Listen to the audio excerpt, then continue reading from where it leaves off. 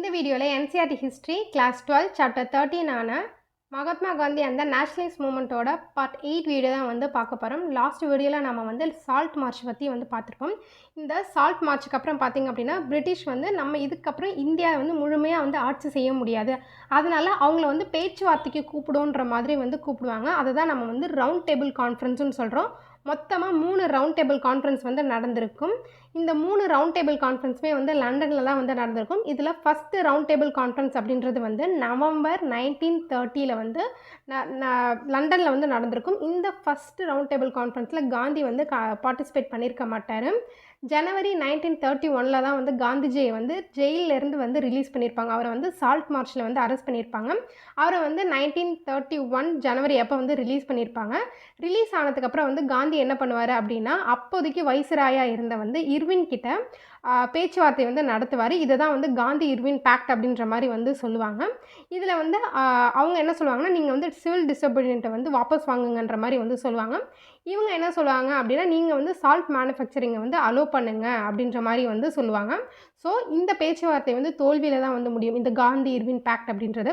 அப்போது இந்தியாவில் இருந்த ரேடிக்கல் நேஷ்னலிஸ்ட் என்ன பண்ணுவாங்க அப்படின்னா, காந்திஜியை வந்து டீஸ் பண்ணுவாங்க, கிரிட்டிசைஸ் பண்ணுவாங்க. இவரால் வந்து இந்தியன் பீப்புள்ஸ்க்கு வந்து ஒரு வைஸ்ராய்கிட்டேருந்து வந்து ஒரு பொலிட்டிக்கல் இண்டிபெண்டன்ஸ் கூட வாங்கி தர முடியல அப்படின்ற மாதிரியான கிரிட்டிசைஸ்லாம் வந்து அப்போதைக்கு பண்ணிகிட்டு இருந்திருப்பாங்க. இதுக்கப்புறமா பார்த்தீங்க அப்படின்னா 1931 லேட்டர் பீரியடில் செகண்ட் ரவுண்ட் டேபிள் கான்ஃபரன்ஸ் அப்படின்றது வந்து லண்டனில் நடக்கும். இந்த செகண்ட் ரவுண்ட் டேபிள் கான்ஃபரன்ஸ் அப்படின்றதுல காந்திஜி வந்து கலந்துப்பார். இவர் வந்து காங்கிரஸ், அதுக்கப்புறம் வந்து இன்னும் மொத்தமாக வந்து 3 பார்ட்டி வந்து ரெப்ரசன்ட் பண்ணுறதா வந்து சொல்லியிருப்பார். ஒன்று வந்து காங்கிரஸ், இவங்க வந்து ஜென்ரல் பார்ட்டி. ரெண்டாவது வந்து முஸ்லீம் லீக், இவங்க வந்து முஸ்லீம் மைனாரிட்டிஸ்க்காக இவங்களை வந்து ரெப்ரசன்ட் பண்ணுறாங்க. மூணாவது வந்து பார்த்திங்க அப்படின்னா வந்து பிஆர் அம்பேத்கர் சார்பாக, அதாவது பிஆர் அம்பேத்கர் வந்து என்ன சொல்லியிருப்பாரு அப்படின்னா, காந்திஜியும் காங்கிரஸும் வந்து நிஜமாகவே வந்து லோவர் கேஸ்ட்டுக்கு வந்து ரெப்ரசன்ட் பண்ண மாட்டாங்க அப்படின்ற மாதிரி வந்து சொல்லியிருப்பாங்க. ஸோ அவங்க சார்பாகவும் வந்து காந்திஜி வந்து கலந்துக்கிறாரு அப்படின்ற மாதிரி வந்து சொல்லியிருந்திருப்பாங்க. இந்த ரவுண்ட் டேபிள் கான்ஃபரன்ஸும் வந்து ஃபெயிலியரில் தான் வந்து முடியும். அதுக்கப்புறமா பார்த்தீங்க அப்படின்னா காந்திஜி வந்து ரிட்டன் வந்து திருப்பியும் வந்து அந்த சிவில் டிசோபீடியன்ஸ் அப்படின்றத வந்து ஸ்டார்ட் பண்ணுவார். அதுக்கு அப்போதைக்கு வைஸ்ராயாக இருந்த லார்ட் வில்லிங்டன் அப்படின்றவர் வந்து இந்தியன் லீடர்ஸ்க்கு வந்து ஒரு அன்சிம்பத்திக் லீடராக வந்து இருந்திருப்பார். அதுக்கப்புறமா இந்த வைஸ்ராய் என்ன பண்ணியிருப்பார் அப்படின்னா, அதாவது அந்த வில்லிங்டன் அப்படின்ற வைஸ்ராய் அவரோட சிஸ்டருக்கு பர்சனலாக வந்து ஒரு லெட்டரை வந்து எழுதியிருப்பார். அதில் என்ன மென்ஷன் பண்ணியிருப்பார் அப்படின்னா, இந்த இந்தியா அப்படின்றது வந்து ஒரு அழகான உலகம், இதில் வந்து காந்தி மட்டும் இல்லைனா அப்படின்ற மாதிரி வந்து ரெப்ரசன்ட் பண்ணியிருப்பார். இதுக்கான ரீசன்ஸ் ஏன் அப்படின்னா, அமெரிக்கன் ப்ரெஸ்லலாம் பார்த்திங்க அப்படின்னா காந்திஜி வந்து ஒரு ஒண்டர்ஃபுல்லான மேன் அப்படின்ற மாதிரி வந்து எழுதுவாங்க. ஆனால் இங்கே இருக்கிற பீப்புள் வந்து காந்தி வந்து ஒரு கடவுள் மாதிரி அப்படின்ற மாதிரி வந்து நினச்சிட்ருக்காங்க. அவருக்கு வந்து ஒரு ஹோலி மாதிரி வந்து ஒரு புனிதமானவர் மாதிரி வந்து பார்த்துட்ருக்காங்க. காந்திஜி என்ன பண்ணாலும் அவர் என்ன பண்ணாருன்னா, காட்கிட்டேருந்து இன்ஸ்பயர் ஆகி தான் பண்ணுறன்ற மாதிரிலாம் வந்து இந்த சொல்லிக்கிட்டு இருக்காரு அப்படின்ற மாதிரி வந்து கிரிட்டிசைஸ் பண்ணி வந்து எழுதியிருப்பார். இதுக்கப்புறமா வந்து 1932 வந்து தேர்ட் ரவுண்ட் டேபிள் கான்ஃபரன்ஸ் வந்து நடக்கும். இதுவும் வந்து ஃபெயிலியரில் தான் வந்து முடியும். இதில் வந்து காந்திஜி வந்து கலந்துக்க மாட்டார். லேட்டராக பார்த்தீங்க அப்படின்னா 1935 கவர்மெண்ட் ஆஃப் இந்தியன் ஆக்ட் அப்படின்றத வந்து ஒன்று கொண்டு வருவாங்க. இந்த ஆக்ட் மூலயமா வந்து ரெப்ரசன்டேட்டிவ் கவர்மெண்ட்டை வந்து கொண்டு வராங்க. இந்த 1935 இந்தியன் கவர்மெண்ட் ஆஃப் இந்தியா ஆக்டில் வந்து செப்பரேட் எலக்டோரல் அப்படின்றதையும் வந்து கொண்டு வருவாங்க. இதுக்கப்புறமா 1935 அப்புறம் 2 வருஷம் கழித்து வந்து அவங்க சொன்ன மாதிரியே வந்து ஒரு எலெக்ஷனை வந்து நடத்துகிறாங்க. இந்த எலெக்ஷனில் பார்த்தீங்க அப்படின்னா 11 இடத்துல வந்து 8 இடத்துல காங்கிரஸ் வந்து ஜெயிக்கிறாங்க. ஸோ இதனால் காங்கிரஸோட பிரைம் மினிஸ்டர் வந்து பிரிட்டிஷ் கவர்னருக்கு கீழே வந்து வேலை செய்வாங்க, அவங்களோட சூப்பர்விஷனில் வந்து வேலை செய்வாங்க அப்படின்ற மாதிரி வந்து சொல்லியிருந்திருப்பாங்க. இப்போ வந்து வேர்ல்டு வார் 2 வந்து ஸ்டார்ட் ஆகிடும் 1939. அப்போ வந்து என்ன பண்ணுவாங்க பிரிட்டிஷ்னால், இவங்களோட இந்தியன்ஸோட எந்த ஒரு ஒப்பீனியனுமே இல்லாமல் இந்தியன்ஸையும் வந்து இந்த வேர்ல்டு வார் 2க்குள்ளே வந்து அவங்க சார்பாக வந்து இன்க்ளூட் பண்ணிடுவாங்க. அது வந்து பிடிக்காமல் காங்கிரஸில் இருந்த எல்லா மினிஸ்டர்ஸும் வந்து ரிசைன் பண்ணிடுவாங்க. அதுக்கப்புறமா 1940 41 வரைக்கும் காங்கிரஸ் வந்து நிறைய வந்து சீரீஸ் ஆஃப் இண்டிவிஜுவல் சத்தியாகிரகாஸை வந்து கண்டக்ட் பண்ணுவாங்க. அவங்களுக்கு வந்து ஃப்ரீடம் அப்படின்றது வேணும், அது வந்து ப்ராமிஸ்டாக வேணும் அப்படின்ற மாதிரிலாம் வந்து பண்ணுவாங்க. அதே மாதிரி மார்ச் 1940 முஸ்லீம் லீக் என்ன பண்ணுவாங்க அப்படின்னா, அவங்க வந்து எங்களுக்கு வந்து முஸ்லீம் மெஜாரிட்டிஸ் இருக்கிற ஒரு அட்டானமி வேணும், அதாவது வந்து அவங்களுக்குன்னு சொல்லிட்டு வந்து ஒரு செப்பரேட்டான ஒரு இடம் வேணும். எங்களுக்கு நாங்க ஆட்சி செய்றதுக்கு எங்களுக்கு செப்பரேட்டான இடம் வேணும். அப்படின்ற மாரி அவங்க வந்து கொண்டு வருவாங்க. இப்ப இதுவரைக்கும் இந்தியா இல்லன்னா இந்தியா பிரிட்டிஷ்ன்றது இல்ல காங்கிரஸ் பிரிட்டிஷ்ன்றது எப்படி மாறுதுன்னா 3ஆ வந்து மாறுது. ஒண்ணு வந்து காங்கிரஸ், முஸ்லீம் லீக், அதுக்கப்புறம் பிரிட்டிஷ் இவங்க 3 பேருக்குள்ள அந்த லேண்ட்ஸ்கேப்பை வந்து பிரிக்கிற மாரி வந்து வருது. நான் சொல்லியிருந்தேன் இல்லையா, அந்த 1935ல 35 கவர்மெண்ட் ஆஃப் இந்தியா ஆக்ட்ல வந்து ரெப்ரசன்டேட்டிவ் கவர்மெண்ட் வந்து கொண்டு வருவாங்க. குறிப்பா வந்து ரெஸ்ட்ரிக்டட் ஃப்ரான்சைஸ், அதாவது வந்து சில பேருக்கு மட்டும் தான் வந்து ஓட்டுரிமை இருக்கும். எல்லாருக்கும் கிடையாது. அதாவது 18 வயசு இருக்கிற எல்லாருக்கும்லாம் கிடையாது. மேபி வந்து பணக்காரங்களுக்கு இல்ல வந்து அந்த மாதிரியான சில காங்கிரஸ்ல இருக்கிறவங்களுக்கு மெம்பர்ஸ்க்கு மட்டும் தான் வந்து அந்த ஓட்டுரிமை அப்படின்றது வந்து இருக்கும். அதே மாதிரி 1935ல கொண்டு வந்த இன்னொரு முக்கியமான விஷயம் அப்படின்னா செப்பரேட் எலக்டோரேட் அப்படின்றது. இந்த செப்பரேட் எலக்டோரேட் பத்தி காந்திஜி வந்து கிரிட்டிசைஸ் பண்ணியிருப்பார். அவர் என்ன சொல்றாருன்னா, அந்த செப்பரேட் எலக்டோரேட் என்ன பண்ணுவாங்கன்னா, சரி லோவர் காஸ்ட்ல வந்து அவங்களுக்கு அந்த 11 இடத்துல 2 இடம் குடுத்துருங்க. முஸ்லீம் லீக்குக்கு வந்து இந்த அம் 2 இடம் குடுத்துருங்க. மீதிய வந்து காங்கிரஸ் ஜெனரலா எடுத்துக்கோங்க அப்படின்ற மாரி வந்து குடுத்துருக்காங்கன்னா, அப்ப அவர் என்ன சொல்றாருன்னா, நீங்களே வந்து அவங்களுக்கு தனியா ஒரு இடம் குடுத்து அவங்கள ஒதுக்கி வச்சுட்டீங்கன்னா, அன்டச்சபிள்ஸ்ன்றத நீங்களே சொல்லிட்டீங்கன்னா, இது அன்டச்சபிள்க்கான ஒரு இடம்ப்பா. இது வந்து லோவர் காஸ்ட்க்கான இடம். இவங்க மட்டும் தான் நிக்கணும். இவங்க ஜெயிக்கணும். இல்ல இங்க முஸ்லீம் நிக்கணும். இவங்க ஜெயிக்கணும்னு நீங்களே சொல்லிட்டீங்கன்னா, கடைசி வரைக்கும் அந்த அன்டச்சபிள்ஸ்ன்றத நம்மளால மாத்தவே முடியாது. எல்லாரும் ஒண்ணா இருந்தா தான் அது காலப்போக்குல நம்மளால மாத்த முடியும் அப்படின்ற மாரி வந்து காந்திஜி வந்து சொல்லியிருப்பாரு. அத தான் இந்த பாக்ஸ்ல வந்து குடுத்துருப்பாங்க.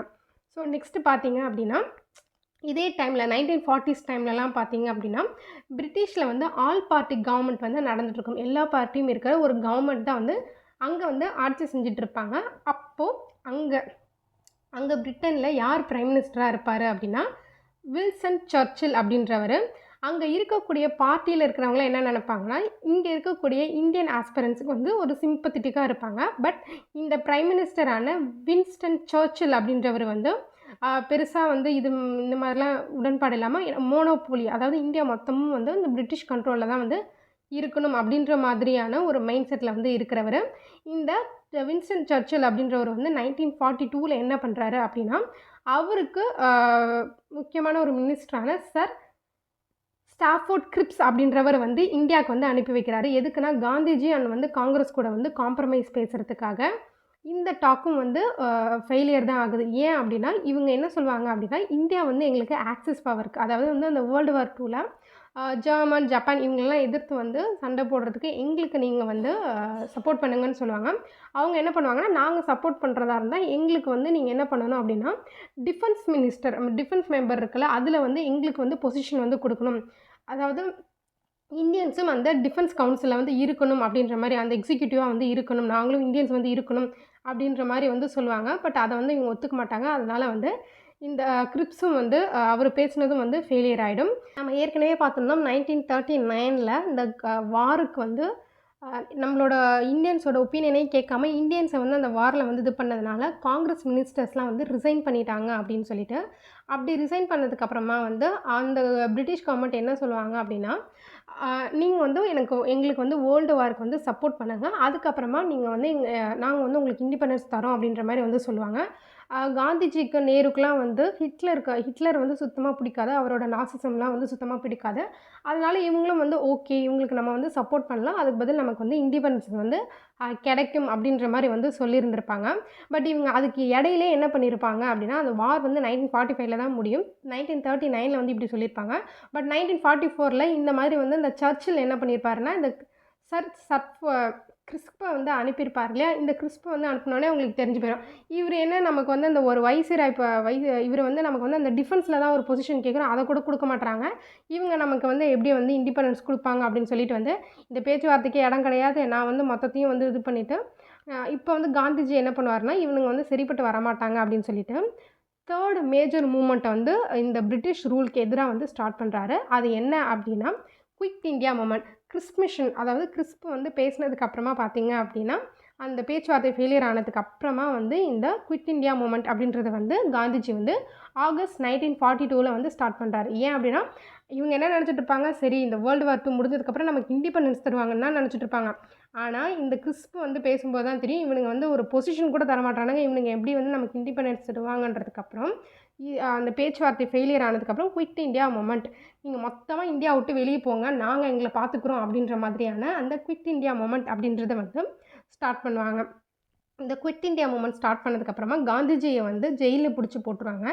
என்னதான் காந்திஜியை ஜெயிலில் பிடிச்சி போட்டாலும் அப்போதைக்கு இருந்த யங்கர் ஆக்டிவிஸ்ட் இருப்பாங்க, அவங்களாம் ஆர்கனைஸ் பண்ணி அந்த ஸ்ட்ரைக்கை வந்து இது பண்ணுறது, அவங்களுக்கு ஸ்டபனாக வந்து அந்த கண்ட்ரியை வந்து எங்களுக்கு வேணும் வந்து எதிர்த்து நிற்கிறது, இந்த மாதிரியான நிறைய விஷயங்கள் வந்து பண்ணுவாங்க. இதில் குறிப்பாக ஒரு சோஷலிஸ்ட் பற்றி சொல்லணும் அப்படின்னா ஜெயப்பிரகாஷ் நாராயண். இவரெலாம் வந்து நிறைய வந்து இந்த ஃபிட் இண்டியா மூமெண்ட்டில் நிறைய விஷயங்கள் வந்து பண்ணுவார். ஸோ இதோட இந்த வீடியோவை முடிச்சுக்கலாம். மீதி இருக்கிறத நெக்ஸ்ட் வீடியோவில் பார்க்கலாம். தேங்க்யூ.